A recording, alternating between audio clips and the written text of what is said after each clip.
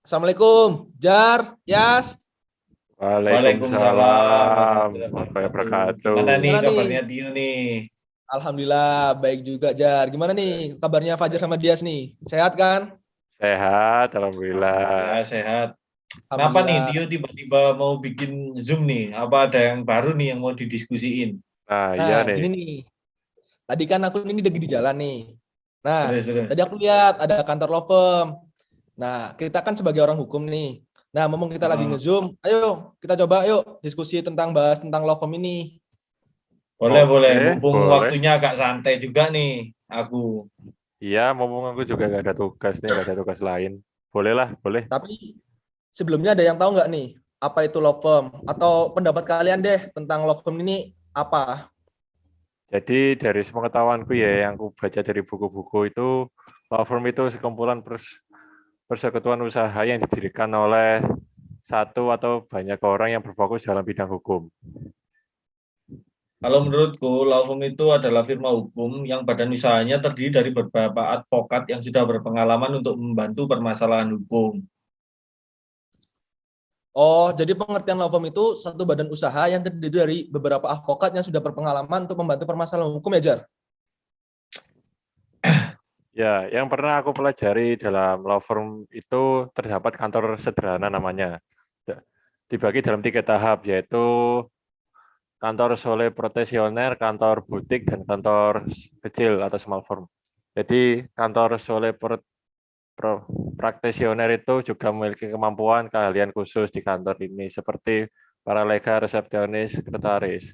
Kalau kantor butik itu yakni kantor hukum juga memfokuskan diri dalam praktik atau spesialis tertentu. Pada umumnya kantor hukum yang dengan karakter seperti ini mempunyai lebih dari satu sekutu, dibantu oleh 2 sampai 3 asosiat. Kalau kantor kecil, small firm, yakni kantor yang menampung advokat dalam jumlah 15 orang.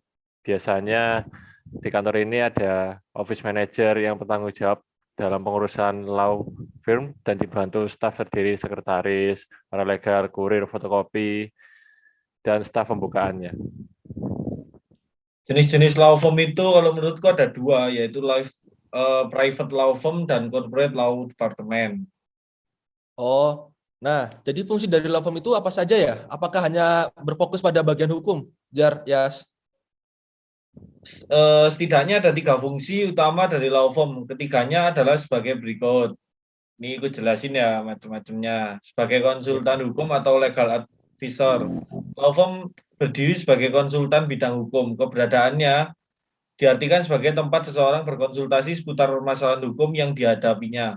Law firm akan memberikan masukan berupa saran dan pendapat berdasarkan analisa, review, dan ulasan yang dikajinya. Sebagai contoh, perkumpulan buruh hendak melakukan gugatan atas kebijakan perusahaan, maka mereka bisa berkonsultasi dahulu terkait Indonesia Labor Law agar gugatan tidak berakhir sia-sia. Yang kedua, sebagai pengacara hukum atau legal attorney, law firm atau tepatnya pengacara di dalamnya berfungsi untuk mewakili seseorang atau perusahaan dalam menyelesaikan persoalan hukum. Mereka juga bertugas mengajukan permohonan penyelenggaraan penyelesaian sengketa secara non-litigasi di luar pengadilan, baik melalui arbitrase atau mediasi. Jikapun melalui litigasi, maka pengacara dari firma hukum akan menjadi pendamping.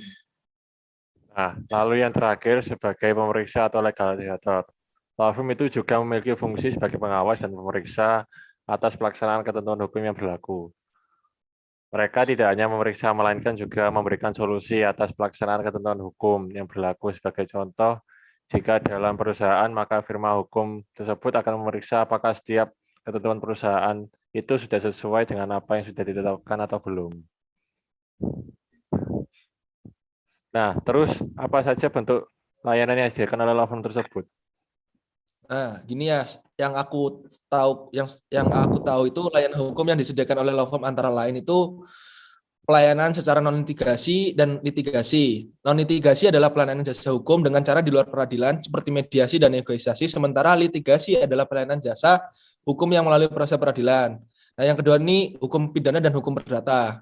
Hukum pidana adalah hukum yang mengatur keseluruhan hukum dalam suatu negara, sedangkan hukum perdata lebih mengatur hubungan antara individu dalam suatu negara dan seringkali dipengaruhi norma-norma sosial. Nah, yang ketiga, hukum lingkungan berisi seperangkat aturan yang mengatur pada pola interaksi antara manusia dan alam demi tercapainya keseimbangan alam yang harmonis. Yang keempat, kemajuan teknologi yang semakin pesat mendorong diterbitkannya hukum teknologi dan informasi secara umum. Hukum teknologi mengatur segala aspek-aspek legal yang berlangsung di internet. Yang kelima, hukum perburuhan merupakan seperangkat aturan yang mengatur hubungan industrial antara buruh dan pengusaha sehingga masing-masing pihak memahami kewajiban dan hak satu sama lain. Nah, lalu Pak, apa saja legal service atau pelayanan hukum yang diberikan oleh law firm tersebut? Jadi unsur-unsur umum dalam pelayanan hukum yang dikemukakan oleh Altman and Robert Ewell 2002 dengan dibuatkan dalam beberapa aspek sebagai berikut. Jelas ini. Aspek administrasi, sistem dan prosedur dibuat dan dijalankan dengan efektif sesuai kebutuhan perusahaan. Yang kedua, memperhitungkan sebaik-baiknya penggunaan anggaran keuangan untuk hindari krisis yang tidak dibutuhkan, misalkan gaji dan lain-lain. Aspek teknis, cepat dan tepat waktu dalam dan mengerjakan setiap pekerjaan yang berhubungan dengan klien. Pelayanan dan dalam nilai yang pantas atas jasa yang diberikan oleh kantor hukum. Memiliki informasi akurat tentang perkembangan hukum sejalan dengan perkembangan yang ada. Aktif mengerjakan sesuatu dan upaya bagi staf memiliki kesempatan untuk berkembang lebih baik. Memberikan perhatian atas usaha individu yang menunjang perusahaan. Terus bagaimana cara mendirikan kantor law firm itu ya guys ya? Nah, begini Jar, berikut aku jelasin tahap-tahapannya. Yang pertama yaitu sasaran karir. Apa arti dari kantor itu sendiri? Kebanggaan, kepuasan, atau kemandirian secara profesional. Sebagai konsekuensinya, mempunyai usaha sendiri itu berarti Anda berjuang sendiri. Keberjalanan kamu itu tergantung pada kemampuan kamu untuk mengelola usaha, karena lawyering itu juga merupakan suatu bisnis kan. Kedua, strategi, visi dan misi. Model usaha harus jelas. Kemudian strategi memberikan pelayanan kepada klien secara memuaskan dengan biaya yang tepat. Kemudian juga mengetahui tren apa yang mengaruhi firma dan klien termasuk strateginya. Ketiga, teknologi. Firma hukum juga harus memahami bagaimana teknologi yang dapat meningkatkan kualitas, efisiensi, dan pelayanan kepada klien. Keempat, pemasaran dan bagaimana memperoleh klien. Mengetahui yang diinginkan oleh klien, kemana klien mencari pengacara, dan bagaimana mengenalkan diri kamu kepada klien. Harus punya rencana seperti siapa calon klien, siapa klien sekarang ini, dan bagaimana menarik mantan klien. 5, pengelolaan kantor. Buatlah sistem dokumentasi dalam alur pekerjaan yang jelas. Misalnya siapa yang membagikan pekerjaan, kepada siapa pekerjaan dibagikan, dan siapa yang memeriksanya. Selain itu, harus jelas juga sistem penyimpanan file dan penyimpanan data klien, termasuk mengukur produktivitas dan pengelolaan waktu. Nah, kalau menurutku ada 4 yang bisa mendirikan kantor law firm. Yang pertama, pelayanan kepada klien. Ini merupakan bagian terpenting karena pelayanan kepada klien yang akan menentukan apakah di kemudian hari kita akan mendapatkan pekerjaan lagi dari klien tersebut. Pelajari bisnis klien dan bagaimana kita bisa meningkatkan peran kita terhadap klien. Kemudian tentukan biaya, caped fee, bulk discount, kontingen, bandingkan dengan kompetitor. Tentukan juga cara berkomunikasi dengan klien dengan tetap menjaga keamanan berkomunikasi dan jangan lupa minta feedback dari klien. Yang kedua, keuangan. Untuk berhasil maka perusahaan firma harus melebihi pengeluaran, harus ada strategi keuangan jangka panjang, mengikuti rencana anggaran, ada akses ke modal cash flow, misal mempunyai line of credit dengan bank, dan secara disiplin mencatat jam yang dihabiskan untuk mengerjakan pekerjaan, mengeluarkan invoice, memonitor pembayaran dan penagihan. Yang ketiga, mempersiapkan budget.